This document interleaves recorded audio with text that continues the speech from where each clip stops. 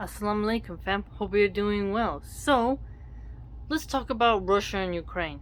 Now, I remember when the first thing in the Crimea happened way back, and for me, it was just entertaining to watch. I know, it's sad to say, because there was a bunch of war footage. So, today, I really want America to not get involved in the Russian-Ukraine conflict. I understand, Ukraine's reaching out to the United States like, hey, but I think it would be so much smarter for Ukraine and Russia to team up and then America have peace with Russia. The reason being is Putin, I understand people have problems with the guy. Okay? I think it's about how he's behaving in Syria by supporting Assad. I know zero about Syria. That's not my area. But what I do know about Putin is the fact that he is an example of a leader who is trying to fight the beast. And what do I mean by that? Joe Biden is feeding the beast. He is the puppet example of the weakest, frailest, goofy, demoralizing leader we've ever had, and he doesn't match to be in that position of the leader of the armed forces. When you have a military-based empire, fam, and Joe Biden is your head honcho, come on, man. Come on. And Kamala Harris is the VP? Are you joking? It's like you have a elite force of soldiers, and it'd be like a fat slob who's drunk all the time being the leader. You know what I mean? You just see the energy, and you're like, this just doesn't match. So when it comes to Putin, many have noticed how he's saying gender is, this new gender theory shouldn't be allowed. It's like child abuse. We need masculinity because he, rides with his shirt off. He has an energy to him that's powerful, right? When Putin comes in the room, he talks like how it is, right? I hear how he speaks with the English translation, but if I understood Russian, I'm pretty sure it'd be like, whoa, this is a cool dude. He has a sort of energy that you don't want to mess around. I understand he has a thing where he poisons his enemies. Okay, I understand some Russians are upset with him, but I'm talking like outsider. I'm just comparing their Russia's leader to our leader. And world leaders' image does matter for the way in which other nations view your nation, right? And Putin, he wants people to go back to church. He wants God. He's not into the occultism, Luciferianism, Satanism, Freemasonry, and degeneracy as America is, right? And he even told, I remember listening to a speech where he said, Balkanization, right, of the bourgeoisie, this Marxist theory, this is what led to so many problems, and he sees the same patterns happening in America, and he's right. And, for example, I don't know about the new generations of Russians, because I don't know any, but the classical videos of like a Russian guy, he's like a polar bear comes to his window or some bear and he tickles it. Like Russian men were like, and the women like carrying logs through the snow. Mad respect. That's why America during the Cold War was like, we're in trouble because the Russians ain't no joke, right? Now today, I don't really know anybody that's like my age who doesn't like Russians. Usually in the younger generations, it's like, Russia's really leading the way. And I think if America had a leader like Putin, we would probably be doing much better, right? That's a pretty sad thought, because it goes to show you how far the empire has fallen. When you have the media openly lying and protecting the president from reporters because they don't want him to have a gaffe, a mental freeze, to have another accident in his pants like he did at the Vatican. And the liberal journalists who want to keep their jobs write fake article after fake article while accusing everyone who points out his faults as, a conspiracy theorist or a traitor. Like, I don't want to say all the words that they use, but if you pay attention, you can see how they word it. So for me, I feel bad if my country, America, attacks Russia because I see Russians as in the fight to protect gender, to protect motherhood, to protect reality. I've been noticing more and more how people have been saying, if China just didn't have the concentration camps with the Uyghurs in there, and Russia teamed up, that would be better than the American regime that's in power now.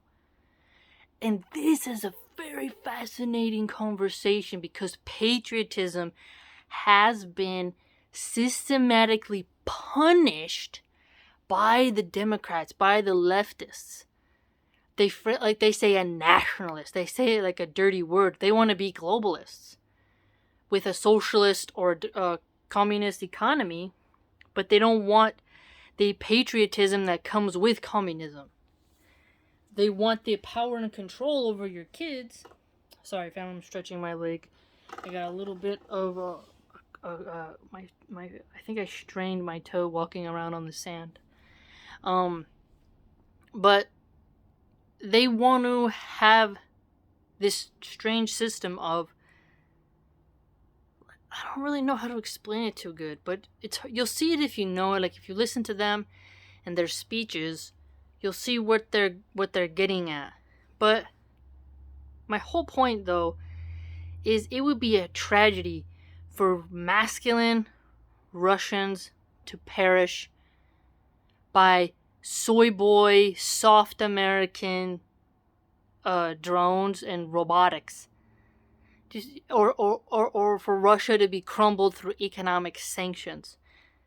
Because sometimes I'm starting to think how, we need to go back to the traditional society. I don't want to have the metaverse and, all the legalizing all these drugs and the party lifestyle and mass abortion and all these, the rainbow mafia programming kids and then all the censorship online. It's like you look at Russia and you even look at China's leader, you're like, they don't do things perfect. China's pretty brutal, but their leader is like power demanding.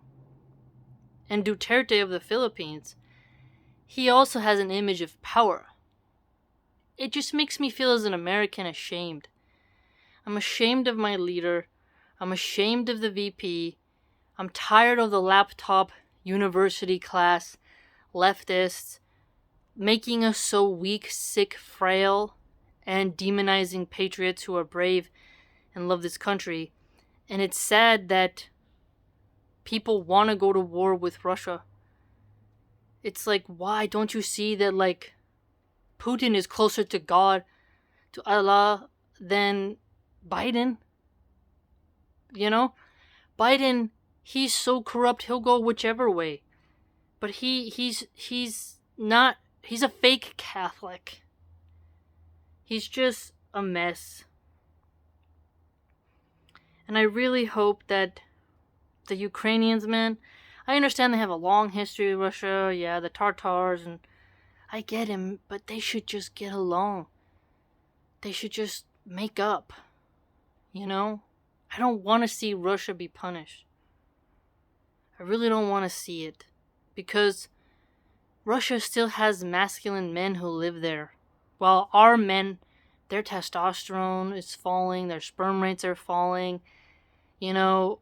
our men are not the same and they can't protect us. And real men are being led into these fake alpha, like Jack Murphy, for example, when his liminal order, the dude was not an alpha at all.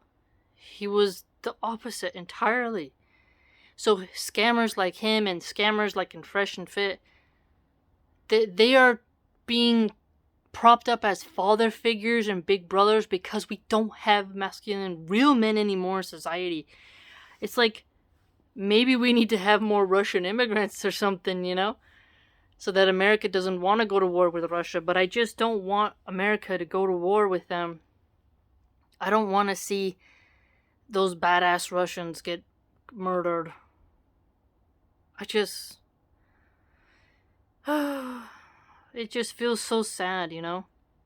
And Biden is not the dude to have in the chair on General Milley. You know, I think we are a paper scarecrow. I don't know, our soldiers have been, the patriots have been cold because of the mandates. You know, their woke training, their critical race theory stuff has made really good, rational soldiers leave. And those who are in it, it's like they've bitten off a piece of the poisoned cookie, I'd say. There's less and they've had transgender, they want to have more transgender people in the military. And they say like, "Oh, well, they're willing to die to defend the country, you should love them." But it's like, we need cold-blooded, like the Unsullied or the Dothraki in Game of Thrones. Your nation has to have the most masculine, the most ruthless. Wise, because like they know when to have mercy, right? How to follow orders. But it feels like the leftists are punishing soldiers that God would approve of. I'm not saying foreign policy, but what I'm saying is imagine every nation having this same archetype. That's my point. Imagine the archetypal warrior, whether it's from Japan or China, there's a common thread in all of them. This is what's being attacked by the university people who sit in their classrooms with blue hair, drinking lattes and typing and blogging, you know? They despise the country people whose sons go and die for them and whose fathers grow their food. It's mind-blowing. I just feel so sad for my country. And I know some people out there understand what I'm saying. No matter how YouTube tries to censor or throttle, no matter how much Facebook censors or Twitter bans and all this, I know that other people in other countries are feeling this. The young men today are screaming for father figures because they have lost them. So we don't need to lose any more masculine soldiers to go harm masculine Russians, because the Russians, they're pro-family, they're not as degenerate as America, and what are we going to be left with is these creatures, you know, these TikTokers. What's going to happen to us, you know? And when you're a mother and you're like, oh my gosh, like, the men are being attacked, it's like, what are we going to do, you know? But the feminists don't care. They think they're going to have their matriarchy with robots. But it's going to be a brutal transition if that comes to happen. And I just really wish we would not beat the war drums.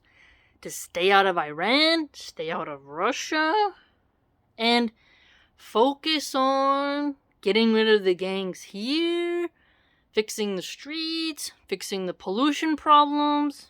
You know, we got so many things going on. Fix the border. There's tons of children being human trafficked. Where's the money coming from? You see what I'm saying? They ruined Biden.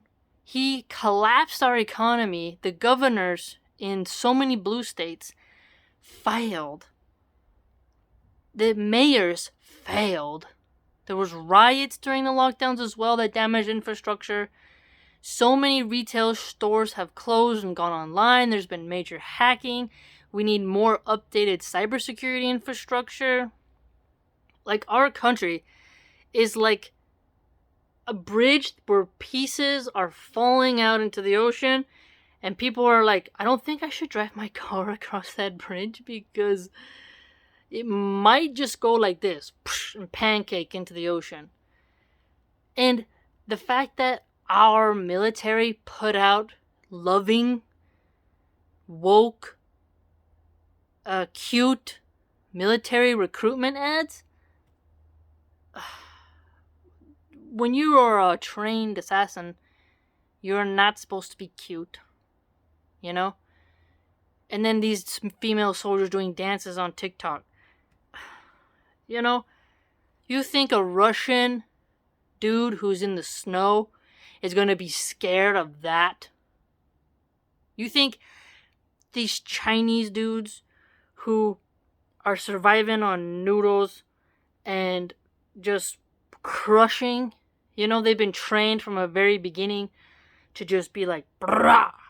It's like, you got to admit, the Chinese people, they have a dynasty that goes back before America even existed. China had warriors before the, you know, like when the tribes of America were still on the plains. I don't, you know, like, their dynasty has survived. Like, they've had different ones, but their culture, the Confucian type of element, has survived. And they can be pretty brutal, as we know, but they're still there. And their people know how to suffer. And our people are just totally afraid, walking around, dumping Purell on their head, you know, begging for lockdowns, wanting government checks mailed to their houses. They don't know how to cook. They don't know how to clean.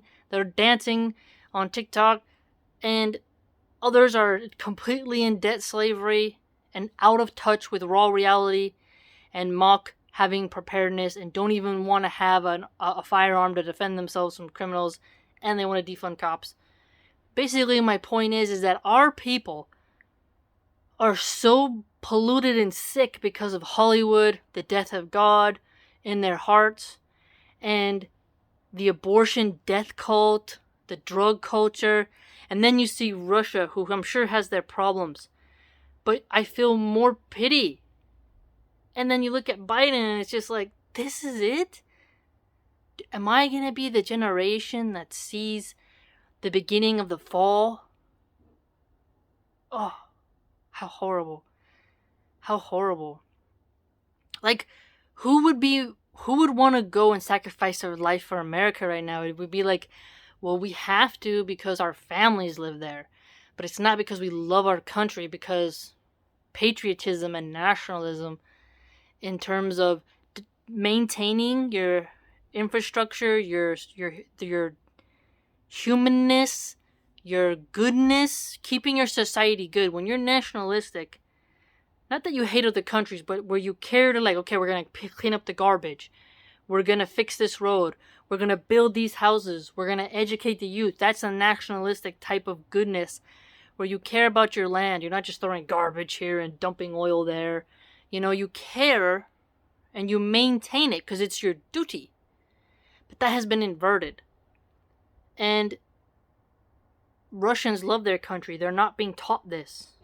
So this demoralization with the weakest leader, who's an embarrassment, and with this cackling, you know, woman who you're like, oh, jeez, it's just awful, you know? So hopefully we can stay out of Ukraine, we can stay out of Russia. And they keep baiting Russia to push their NATO bases closer to the border of Russia.